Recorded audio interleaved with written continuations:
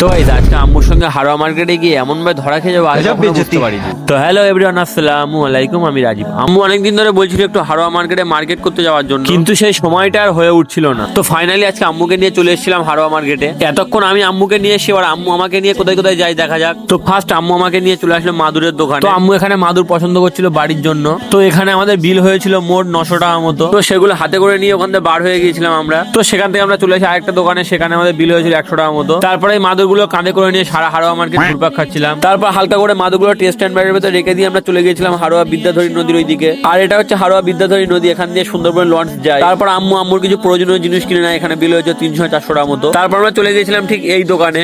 এখানে আম্মু পছন্দ করছিল কিছু পর্দা বাড়ির জন্য। তারপর আমরা এখান থেকে পছন্দ করে এই জিনিসগুলো নিয়ে নিই। আর এখানে আমাদের মোট বিল হয়েছিল 3000 টাকা। তো টাকাটা দিয়ে আমরা চলে গিয়েছিলাম কেকের দোকানে। তো এখান থেকে বোনের জন্য দুটো কেক নিয়েছিলাম। তো গাইস আজকে ভয়েসটা আমার খারাপ লাগছে, যেহেতু তোমার শরীরটা একটু খারাপ, তোমরা একটু ম্যানেজ করে নিও। তো গাইস আজকে ব্লগটা এতটুকুই। ভালো লাগলে like, comment, share and subscribe করে নিও। দেখা হচ্ছে নেক্সট কোনো ভিডিওতে। টাটা।